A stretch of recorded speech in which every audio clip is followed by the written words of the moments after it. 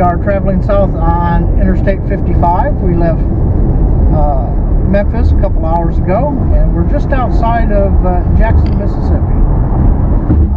Now what we're going to do today is we're going to do something a little different. Somewhere up here within the next 5 or 6 miles or so, the Natchez Trace is going to cross I-55, and we're going to get off and take the scenic route down to Natchez. Natchez Trace is, I believe, the oldest road in the United States. It runs roughly from Nashville, Tennessee, all the way to Natchez. Started out as an Indian trail, then a footpath, then a wagon trail, and now it's part of the National Park System. I've never been on this, but I've heard it's very pretty. So as soon as I see the exit come up here, we will get off and take a little scenic drive the last couple hours down to Natchez. So I'll be back in just a few minutes.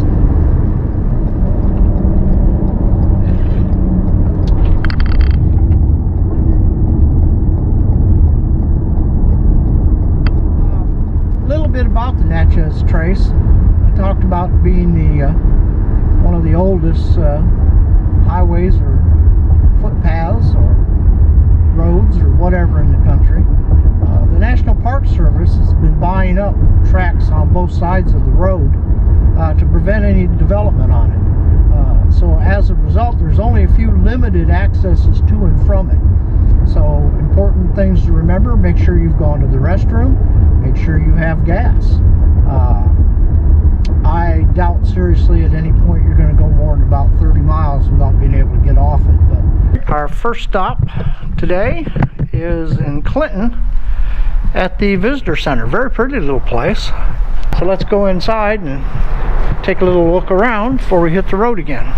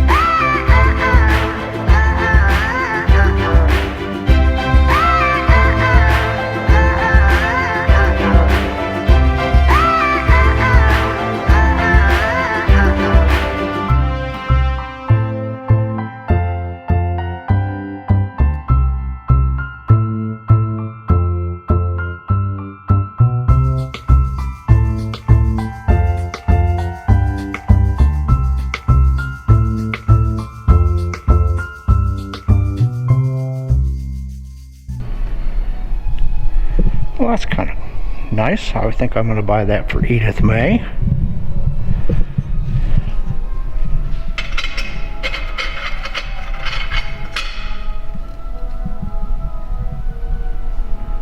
And that's not too bad either. Little crawfish, tree ornaments. Well, we'll just go ahead and buy that for her to put on our Christmas tree. Well, a couple of comments about the Natchez Trace. First of all, it's absolutely beautiful. They've done an excellent job of buffering the view from the road from anything developed. You occasionally will find a farm. You occasionally see a barn out here that's modern in a field where they've been cutting hay. But what you won't see is their driveway coming out and attaching to the road. So kudos to them on that. The road condition is generally good. But I'll tell you what it does need. It does need more signs.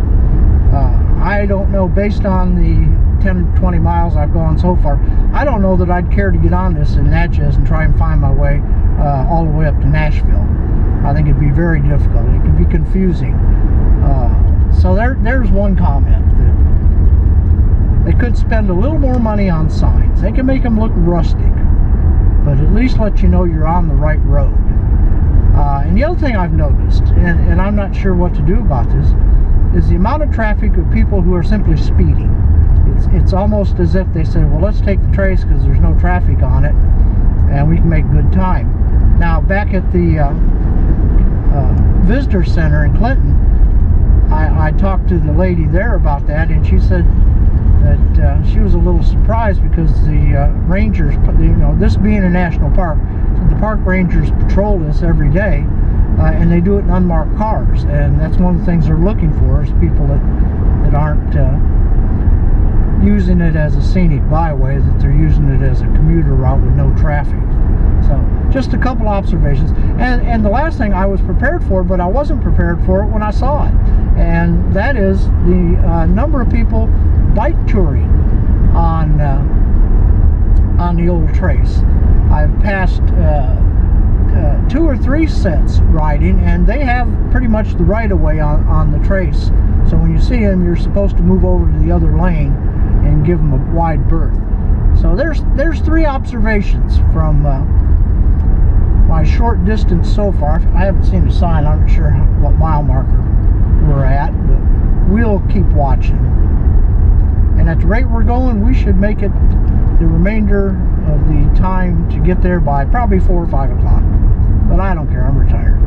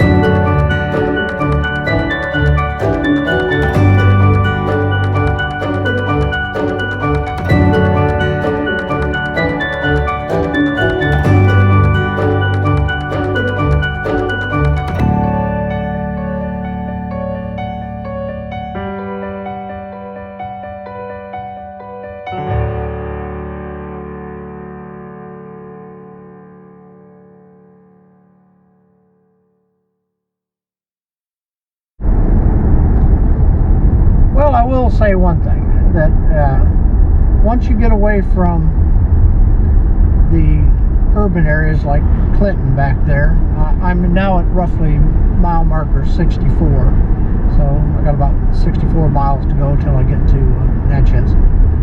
And you set that cruise control and the traffic thins out, it is damn mesmerizing. I mean, it really is. You just sit here and all you see is just beautiful trees and grass. And every 2 feet there's a place to go, wow, this would be a great place for a picnic. So it's very seductive. I will have to say that. It's very seductive. It will just kind of suck the old anxiety and stress right out of you. And it's really very enjoyable. So I guess by the time I get to Natchez, I'll figure it out whether or not I'd want to try Nashville to Natchez. But I could see, doing it on bicycle, I could see where this would really be a nice trip. At least in my case, as long as they had a Holiday Inn or a Hilton someplace that I could walk to. Because my days at camping on the ground are over.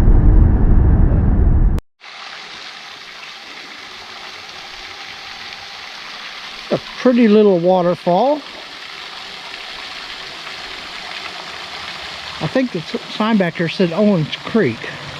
Used to be spring fed, and now the water table has dropped so far that it only runs during areas of heavy rain. I think we can walk down a little bit down there. Let's go down and take a look.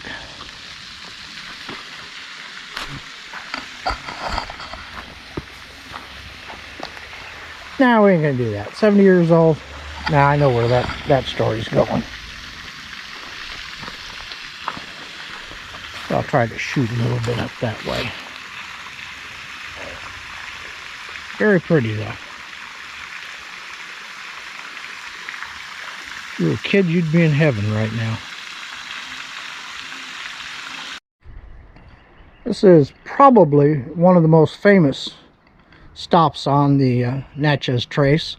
This is the Sunken Trace, and I can read the sign. I don't know how well it's showing up on the camera, but it says, preserved here is a portion of the deeply eroded or sunken old trace.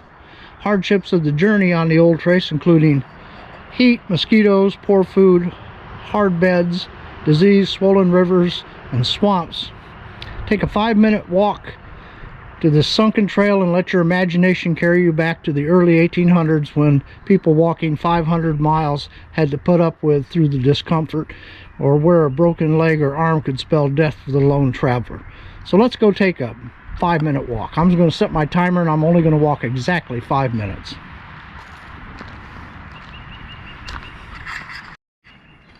Okay, being the action adventure that Carter Cash is, I set it for 5 minutes, and that's it. 5 minutes. That's all I'm devoting to the most famous part of the Natchez Trace.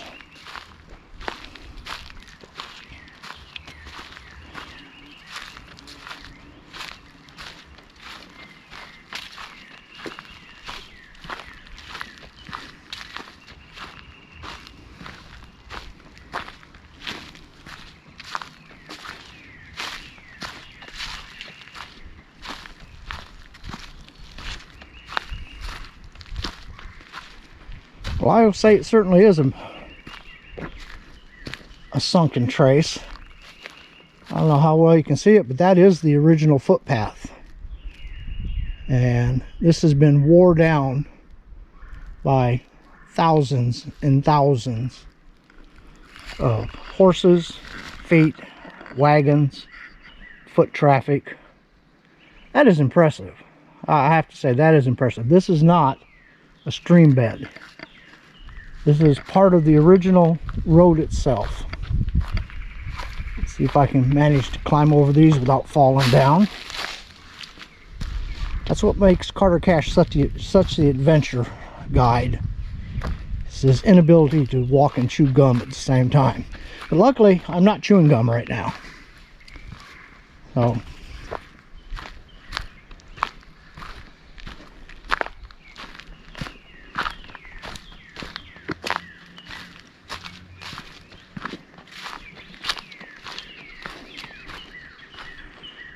all right, let's take a walk down there. This is adventure because I left my phone in the car.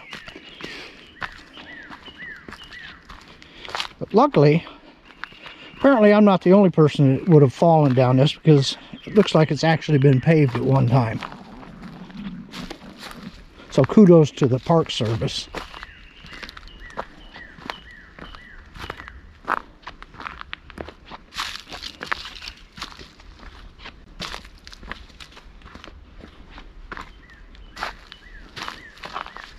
Well, this is impressive. I mean, you can almost imagine yourself just walking by yourself or in a group of a half dozen or so down this path. In this case, heading towards Natchez, and that's all you see in front of you.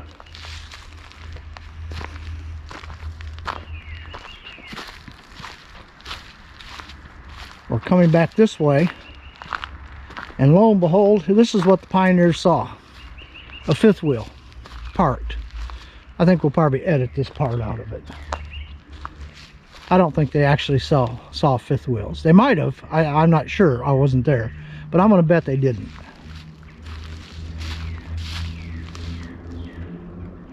There's another branch of it.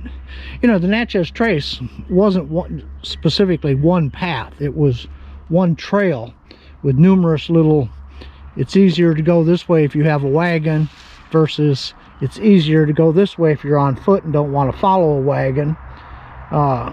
So, you know, there's going to be variations of it. There went a car. I don't know if you saw it. That was also quite common on the trace to see Studebakers drive down through it. And if you don't know what a Studebaker is, you're watching the wrong channel. You're too young. Get off my damn channel. Very impressive. Very impressive. You may have figured out I'm kind of a history buff. And like all other things that I like, I know just enough to be dangerous, but that's impressive to me, to see how far that's been worn down. So this is a sunken trace. I will say, considering how famous it is on the Natchez Trace Parkway, the Park Service really did a shitty job of putting a sign up. I just happened to notice it driving by. So they could spend a little more time and effort putting up signs. And one of the problems is they've made their signs exactly the color of dirt and brown trees and leaves. So this time of year, before it's all greened out, they don't stand out at all.